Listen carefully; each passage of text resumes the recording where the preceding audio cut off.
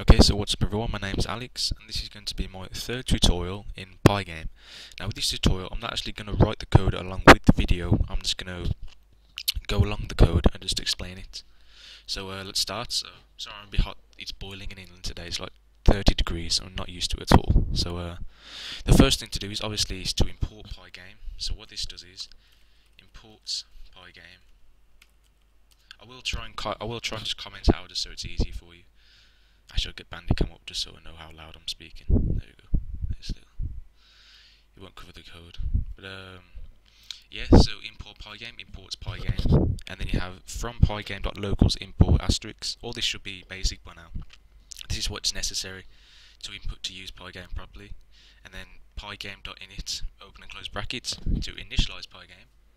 And then what I've done here is I've put size equals width and height, which equals to 640 and 600. So what I've done is I've equaled the width of the screen to 640 pixels and the height of the screen to 600 pixels.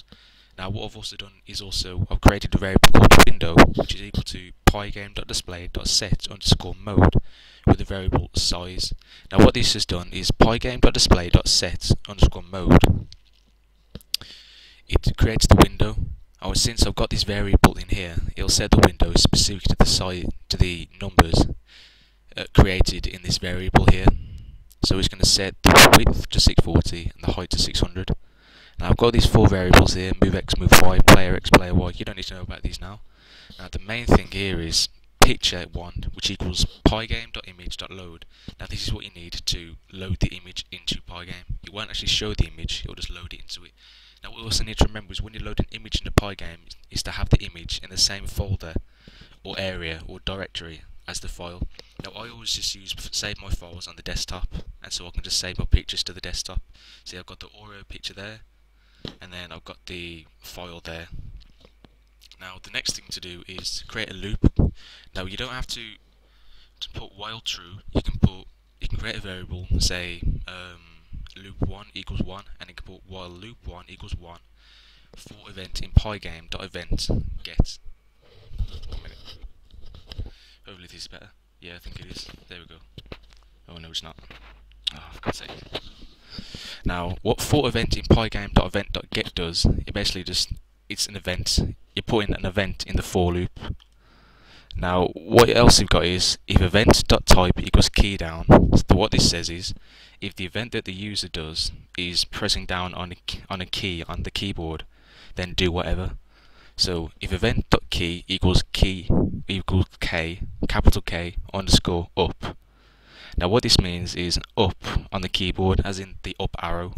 So it should be next to it should be under the pause break button, which is right above and to the right of the control button, closest to the spacebar.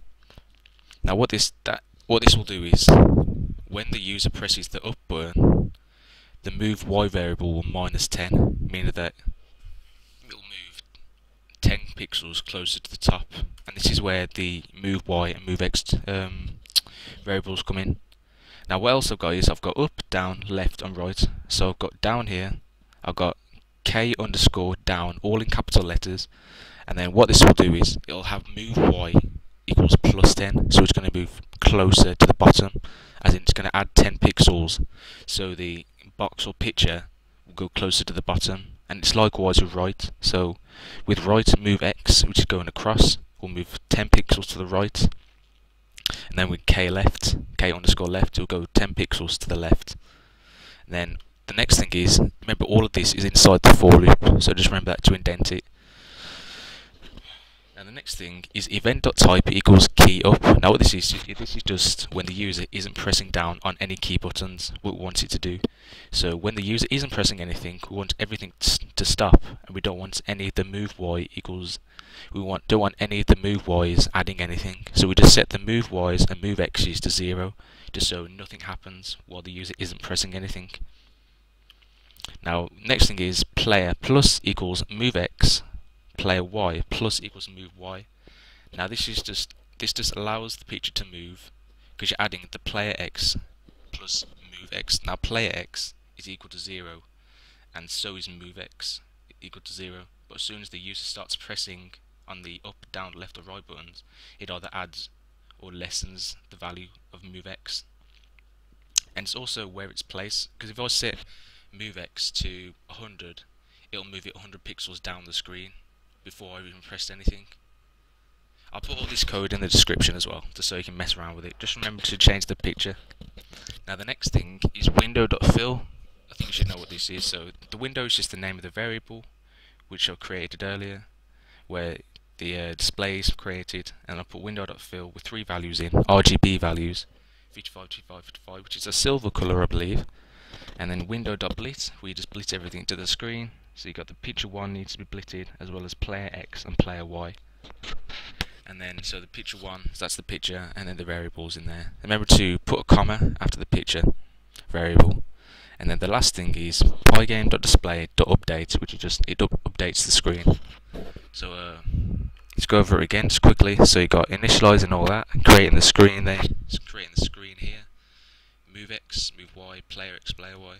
So MOVEX is, so it adds 10 or minuses 10 whenever it's moving down or up or left or right.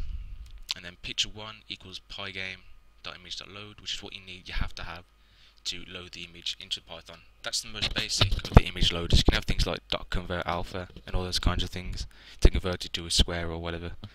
And then playerX plus equals moveX. The bones are cracking. And this just adds them together. So I'll show you now. So where the picture is at the moment, it's right at the top left corner, and then I'll move right, goes to the right, move down, goes down, go left, moves left, go up, goes up. Oh, flipping fan on the laptop, I hate this. It's really annoying because sometimes it gets in the way of the microphone. I've just bought a microphone, I've just bought a microphone, and it gets in the way sometimes, I think. So if I set move Y to 150, what you should notice is that the picture will be 150 pixels down. Well, I hope. See, 150 pixels down already, right at the bottom. Then you go up and up and up. It doesn't really change much, it's just where you want the thing to be positioned.